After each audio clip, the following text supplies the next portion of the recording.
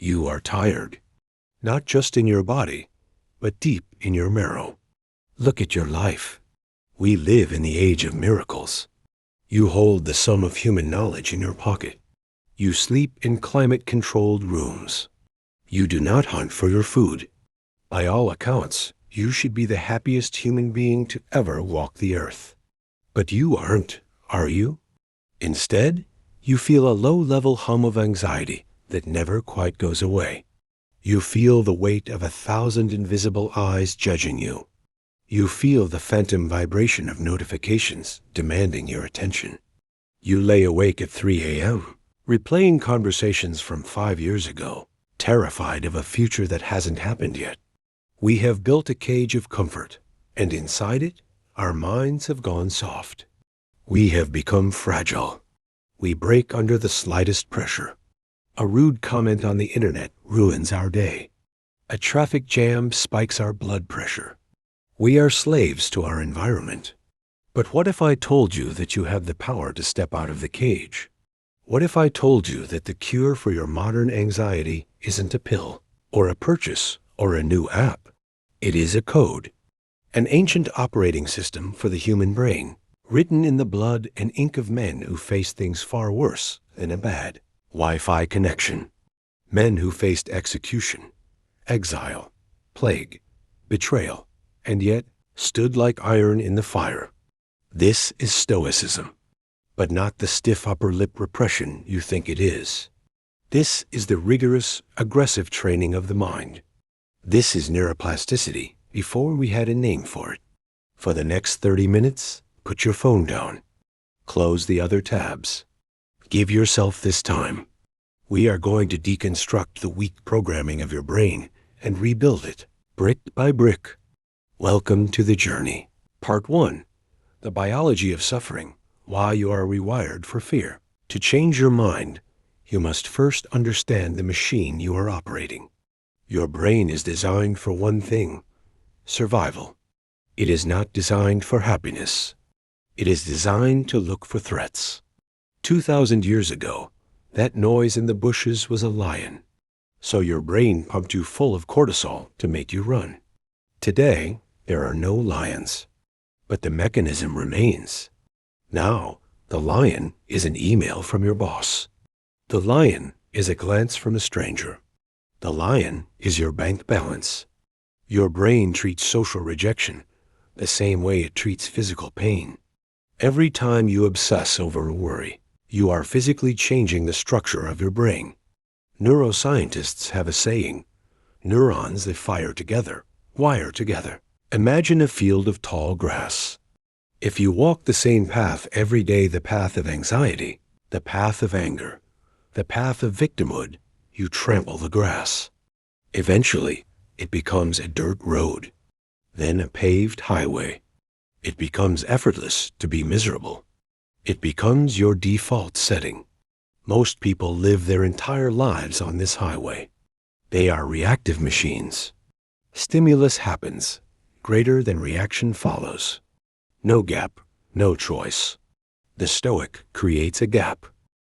Viktor Frankl, a psychiatrist who survived the Nazi concentration camps, found this gap in the middle of hell.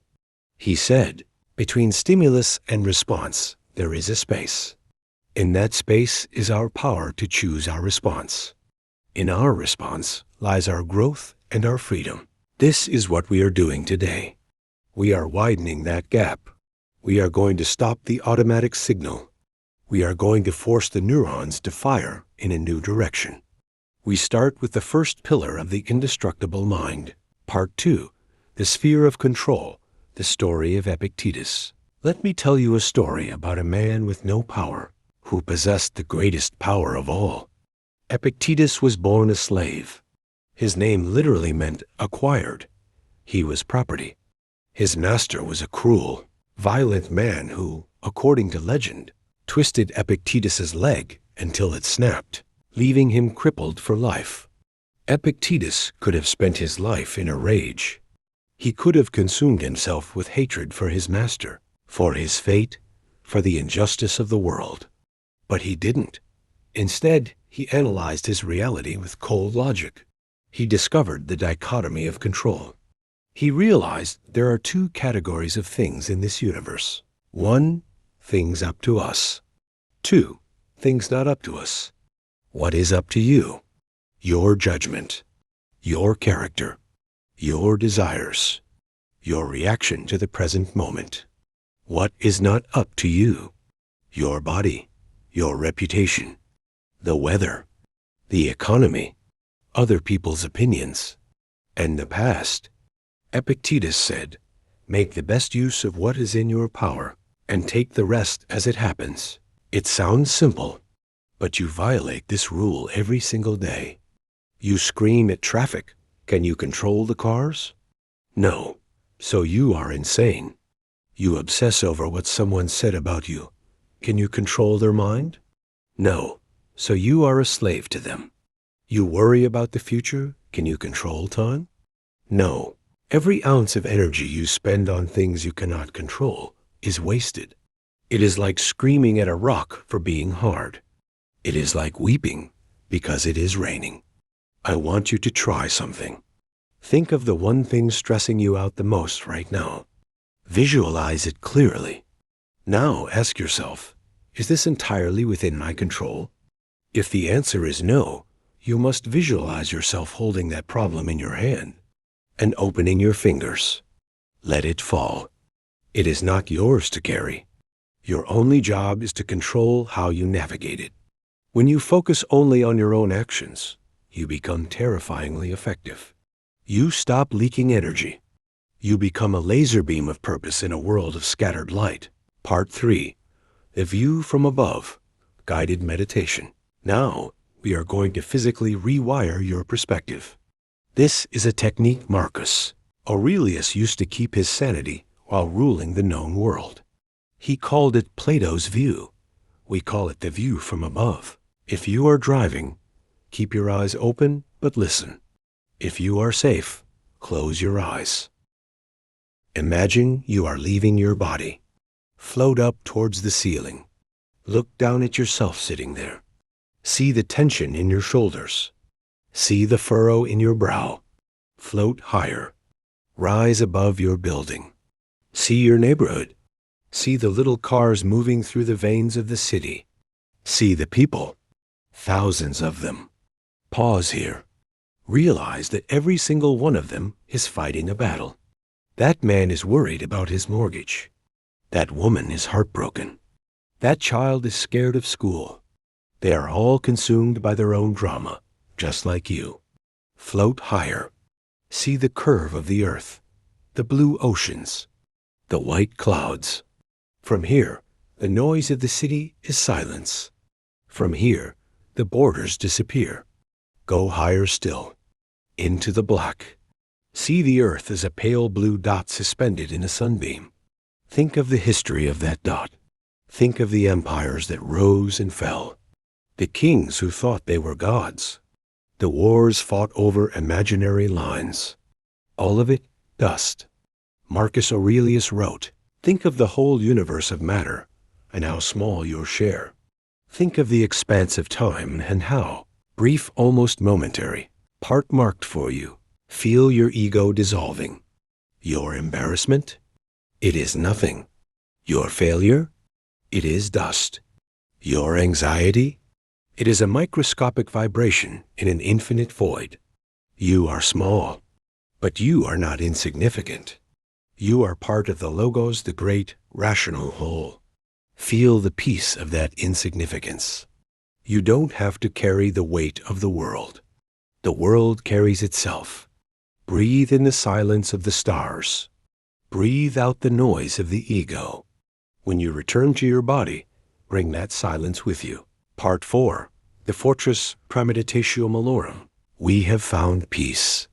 Now we must prepare for war, because life will strike you. It is not a matter of if, but when.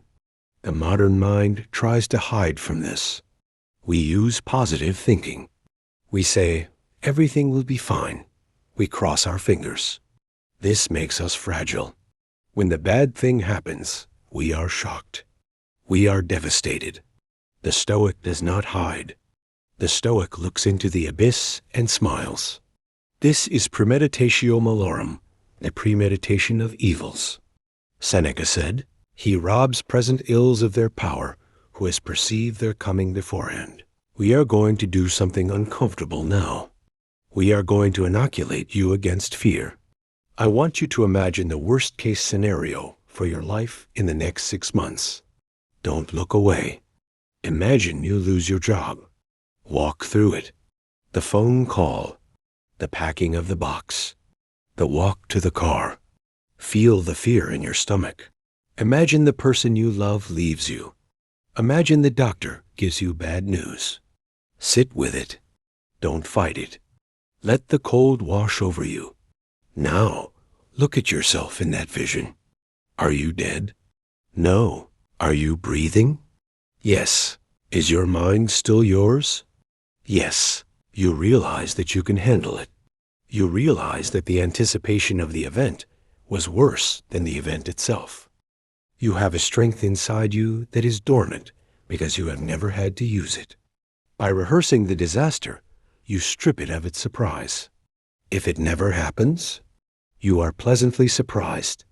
If it does happen, you've been there already. You are not panic-stricken. You are prepared. You are the fortress. The world can throw fire, arrows, and storms at the walls. But inside the keep, where your reason lives, it is calm. You are untouchable. Part V. Amor Fati. The fire. We have one final step. The ultimate rewiring. It is not enough to endure fate. You must love it. Nietzsche described the formula for greatness as amor fati, love of fate. Imagine a fire. If you throw a small twig into a candle, it puts the flame out. But if you have a roaring bonfire, you can throw anything into it. You can throw a soaking wet log into it. You can throw garbage into it. The fire consumes it. The fire takes the obstacle and turns it into fuel. It burns brighter because of the obstacle. You must be the fire. When you lose the money good, it is fuel. A lesson in resilience. When you get rejected good, it is fuel. A lesson in independence. When you are in pain good, it is fuel. A chance to practice courage.